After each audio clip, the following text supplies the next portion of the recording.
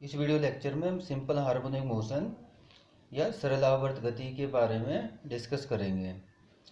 तो सरल आवर्त गति की ही एक विशेष अवस्था है।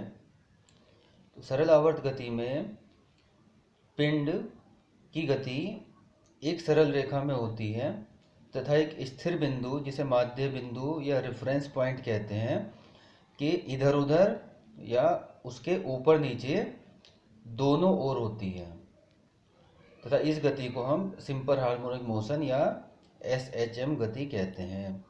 तो सिंपल हार्मोनिक मोशन में क्या होगा, जो गति होगी वो एक सीधी रेखा में होगी तथा गति रेफरेंस पॉइंट के ऊपर और नीचे भी होगी और वो गति रेफरेंस पॉइंट के इधर उधर भी होगी। तो इस तरह की गति को हम सिंपल हार्मोनिक मोशन कहते हैं।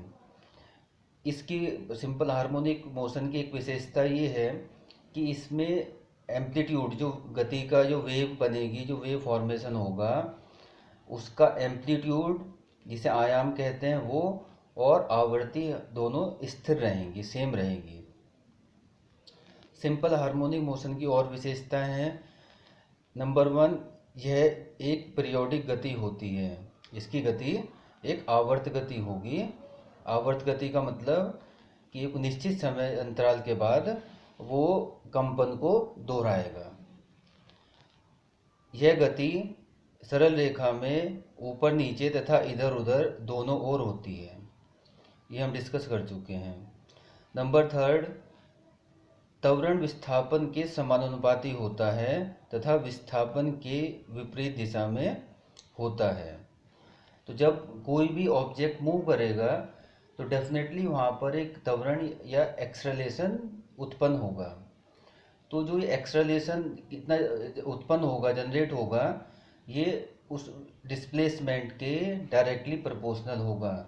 यदि ज़्यादा डिस्प्लेसमेंट है तो एक्सेलरेशन ज़्यादा होगा, यदि डिस्प्लेसमेंट कम है तो एक्सेलरेशन कम होगा और इसकी दिशा हमेशा जो विस्थापन है, जो डिस्प्लेसमेंट है, उसके अपोजिट डायरेक्शन में होगी।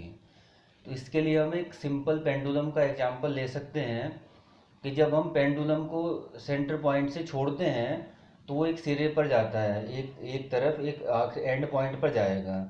तो इस पोजीशन में उसका विस्थापन सबसे ज़्यादा होगा, तो यहाँ पर एक्सेलरेशन भी सबसे ज़्यादा होगा। तो जब पेंडुलम वापस आएगा, तो जैसे पेंडुलम वापस आएगा तो सबसे एंड पॉइंट से जब वापस होना स्टार्ट होगा अपने मध्य पॉइंट पर, तो उस टाइम एंड पॉइंट पर उसकी वेलोसिटी सबसे ज़्यादा होगी क्योंकि उसका एक्सेलरेशन सबसे ज़्यादा है।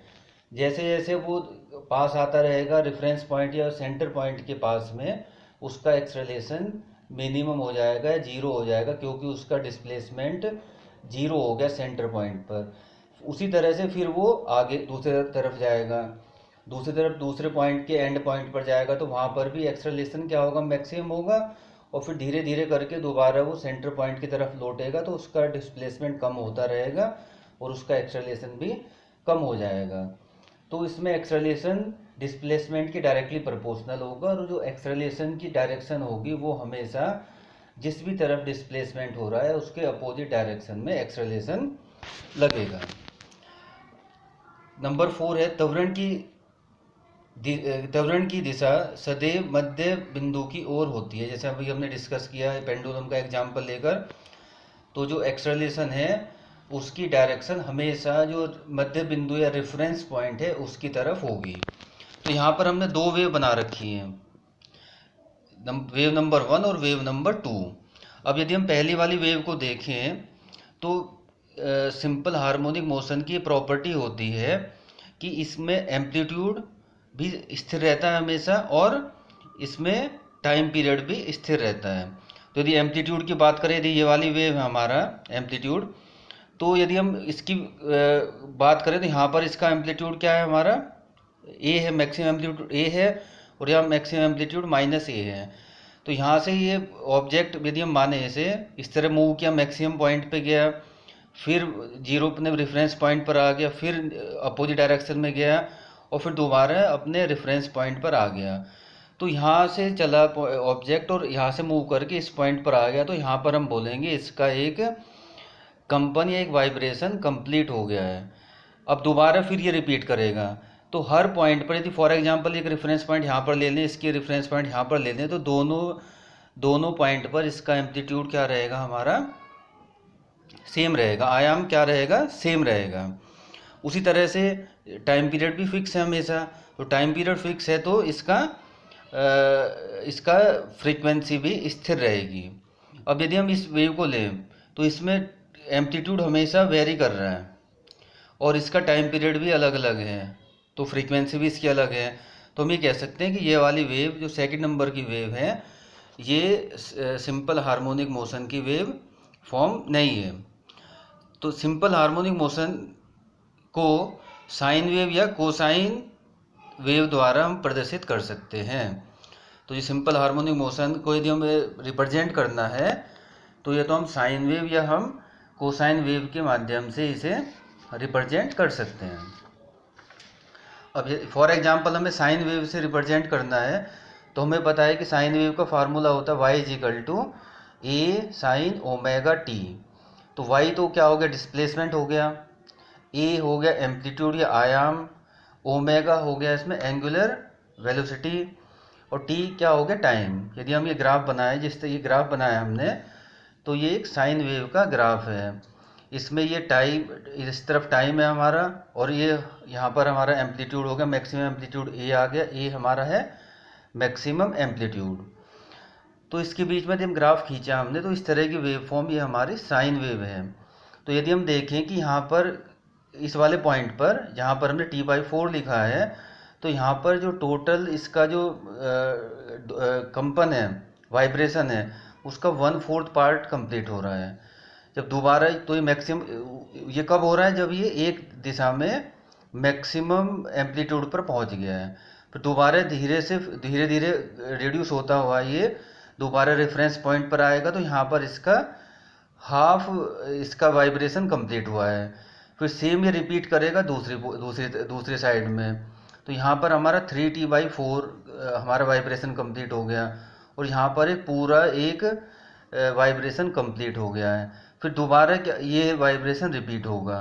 तो इस तरह की हम वेव को हम साइन वेव कहते हैं।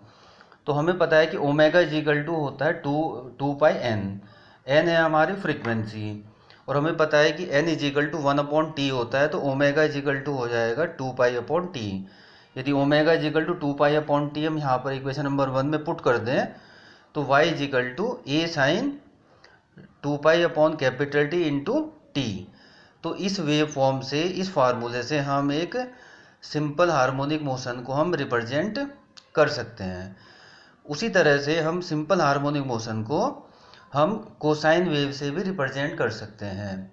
तो कोसाइन वेव भी क्या होगा, हमारा एक सिंपल हार्मोनिक मोशन होगा। दोनों में अंतर क्या होता है, साइन वेव और कोसाइन वेव में जो कॉस वेव होती है वो 90 डिग्री फेज लीड करती है। यदि हम साइन वेव को देखें, ये साइन वेव है, कॉस वेव मैंने यहाँ बनाई है ये, तो दोनों को ध्यान से देखें, तो जो कॉस वेव है वो 90 डिग्री फेज लीड कर रही है।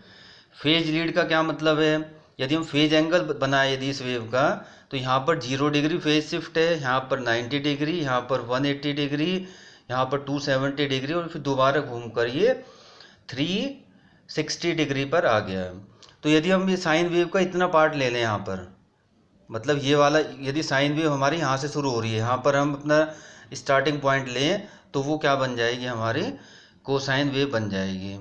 तो हम कोसाइन वेव की सहायता से भी हम सिंपल हार्मोनिक मोशन को हम रिप्रेजेंट कर सकते हैं। तो सिमिलरली हम x = a sin omega T, और हमें पता है ओमेगा = 2π/T होता है, तो x = a cos 2π/T × t से रिप्रेजेंट कर सकते हैं। तो इसलिए, तो कहने का मतलब ये हुआ कि हम सिंपल हार्मोनिक मोशन को या तो साइन वेव से या कोसाइन वेव से रिप्रेजेंट कर सकते हैं।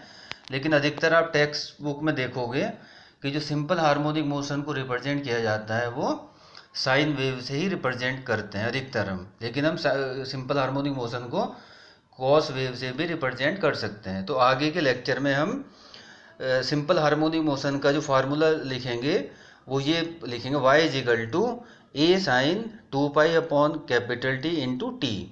इसमें वाई डिस्प्लेसमेंट है हमारा, ए क्या है हमारा मैक्सिमम एम्पलीट्यूड आयाम। यहाँ पर हमारा एक तरफ ये प्लस ए है और दूसरी तरफ माइनस ए, और कैपिटल टी है हमारा टाइम पीरियड। इसे हम ये भी लिख सकते हैं A sine 2 pi small N into T, क्योंकि हमें पता है omega is equal to 2 pi N होता है।